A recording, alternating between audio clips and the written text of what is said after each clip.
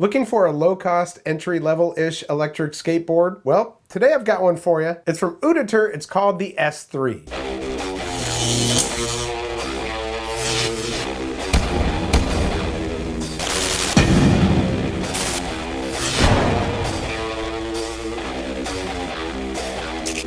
Welcome to the Vapor Trail channel. I'm Tony. Today we're taking a look at a board from Uditer or Uditer, either way. This is called the S3, and I'm gonna say that this is like an entry-level board. It's inexpensive. It's under 500 bucks, and it comes with 2 batteries at that cost. Now, when they sent this board to me, they didn't include the second battery, and I think they've since amended that to include both batteries. So if you've got anxiety range, that second battery, it's a nice thing, but you're gonna have to carry a backpack. Batteries are not lightweight, but it is swappable. You just pop out one battery and put the next one in there. And their system for doing that is actually pretty cool. This is how it works. Okay, so there are tabs on either side of it. You're going to squeeze those tabs in. It comes off like that. You've got this little plug right here. You're going to undo the plug. You're going to plug the next battery into it and then just put it back in there just like that. Easy peasy. So from the website, it says the function of a swappable battery is a magical design that allows you to swap the battery on an electric skateboard within 5 seconds. Well, I don't know all about that. It might take you a couple minutes. Therefore, you can get double, even triple long ranges. Now, keeping in mind that the claims that they make on their websites may or may not be your real world results, especially if you're a heavier rider. I weigh 195. I didn't get exactly the same results that they're touting on the website, but they say max range 20 to 25 miles. I don't know if they're saying that's with one battery, but I wouldn't have gotten 20 to 25 miles off of one battery. I might have gotten maybe 15, 20. The battery pack is a 10 S3P 18650. The Nimbus wheels on here are 78A. The ESC is a Linyi 2.0 Smart ESC. The truck's 8-inch high-tensile CNC magnesium aluminum alloy. The deck is 38 inches, bamboo plus fiberglass. Now they claim a maximum weight capacity of 330 pounds. I don't think so. That's even pushing it on something like a Meepo Hurricane, so, you know, grain of salt. Charging time of the board is 4 hours, and it has 2 600-watt hub motors. And a little bit later on the site, they claim 50 miles range with 2 batteries. I know this is a little bit odd, but they do offer a handlebar that you can put on the front trucks. I guess if you want to make it like a scooter, maybe for your kid or something like that. But as you'll see in just a minute, the lower modes on this, like 1 and 2, very slow. So it should be safe for just about anybody. I mean, if you can ride a skateboard, you can ride this. All right, so now that we've got the specs and stuff out of the way, let's go ahead and unbox it, and then we'll ride it and talk about it.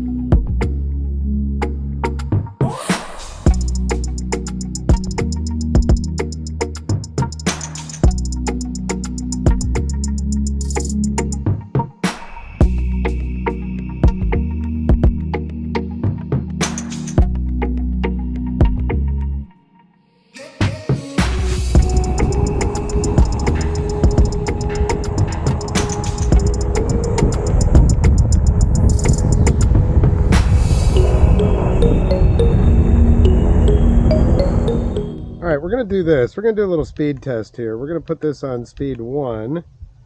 And I'm not a big speed demon, so, you know, we'll get it up to 4, but we'll see how this goes. But in 1, because this is something I wanted to show you, in speed 1, it's kind of like a granny walk, okay?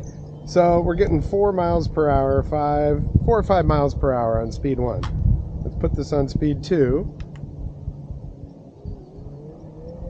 Got a little get up and go. But full throttle,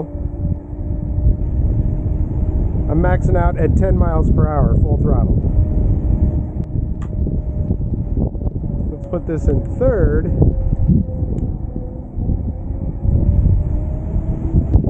Again, full throttle.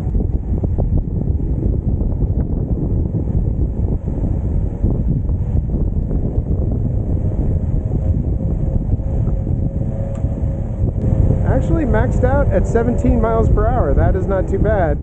The brakes, they're somewhat smooth. They're not as jerky as some of the boards that I've ridden. But yeah, each board, the brakes are going to be different, so you're going to have to kind of figure out how those brakes are going to work, you know what I mean?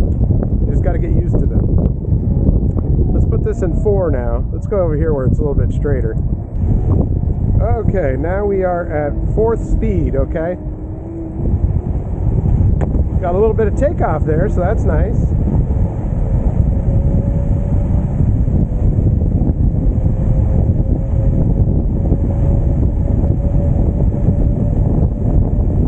Full throttle, we're getting about 20 miles per hour, so that's not too bad. I mean, especially if this is like going to be a beginner board for you, because I know it took me some time before I could get up over 20 miles per hour, and really, it might not seem fast, but it's fast when you're standing on a skateboard. All right, let's do this. We've got a nice gravelly area up here. Let's see how it handles on that. First time I'm taking it on something like this.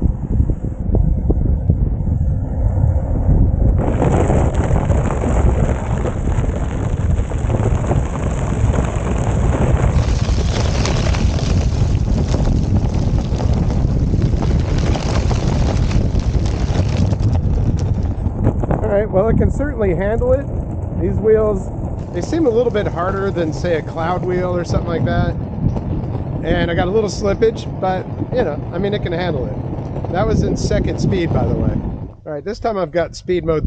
Whoa, this time I've got speed mode 3. It has a little bit of torque off the thing going through this gravel.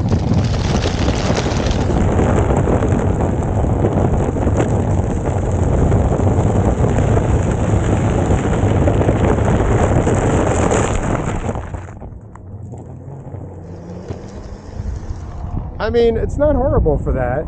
I don't think it's meant for that. It's not like a full-on AT board, but it does the trick. You know, one thing this board does really well is carve, and man, it really does.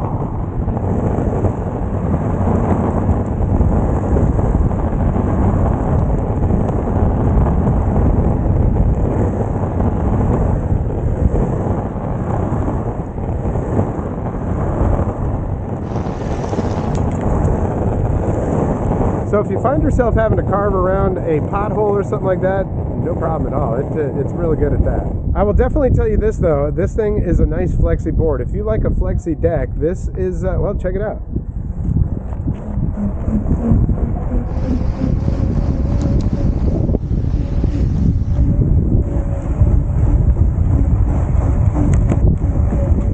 That flexiness does help with some of the bumps and keeps things feeling a little bit smoother on the road. Yeah, some people like it, some people don't, but if you like the flexi deck, this has got it. Which is sort of important when you're driving a hub drive board, because those back wheels, I mean, it's a sleeve over a motor, so you don't get as much of the shock absorption as you do out of some wheels on a belt drive board, or, you know, something that's not hub drive. A little bit of flex, that adds to it, it helps. All right, let's check out the turn radius. Can I actually turn all the way around on a street without having to get off the board and turn it or whatever? So let's do that.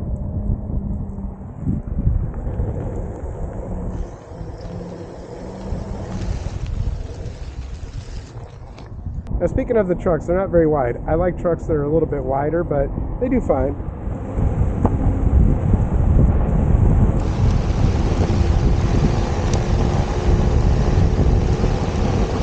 Especially for a board that might just be a beginner board with its low cost and everything else, so it's good for you to start out on, for sure. Now, one big benefit to a hub board though is that they are super quiet, man. If you've used a belt drive or gear drive or anything else, they can be pretty loud, but a hub drive motor, well, it's nice and quiet.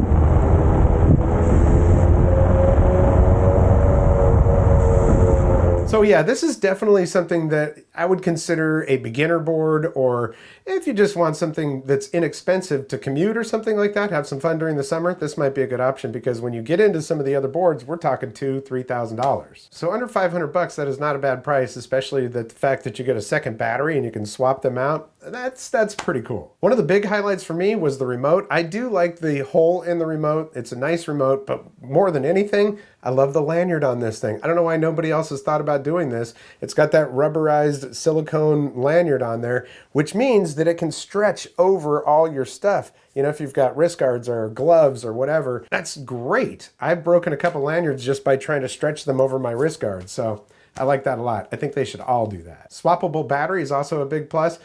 Granny mode is what I'm calling first gear on this thing. Now, I don't know if it's just my board or what, but in first gear, I got maybe 5 or 6 miles per hour. You get up into second gear and maybe 12, 13 miles per hour. But once you get to third or fourth gear or mode, it definitely has some pickup to it, and it's got some torque right off the bat. Those wheels, they're a little bit hard for that type of wheel. I mean, I'm used to cloud wheels and stuff, so when I get on something like that, I'm like, oh, these feel a little bit harder, which means a little bit of slippage if you're on some gravel or something like that. But as you saw, it does handle it pretty decently. This board is not meant to be an all-terrain board. An urban terrain board, yeah, maybe. I think the big takeaways here are swappable battery, getting 2 batteries under 500 bucks, and that lanyard. Oh, I like that. I know when I first got an electric skateboard, my first one was faster in the first and second mode, so yeah, it's a little hairy if you're not used to it. But after you get used to it, you're gonna want to go a little bit faster, so you'll probably spend your time in third and fourth gear or mode on this one. If you want to check it out for yourself on the website, I'm going to put a link down there in the description. You can go and peruse the whole thing. They've got other boards as well, including some belt drive boards. So that's pretty much all I've got for you. That is the Uditer S3, and I want to thank you so much for your support here in the channel. It's been around since 2013.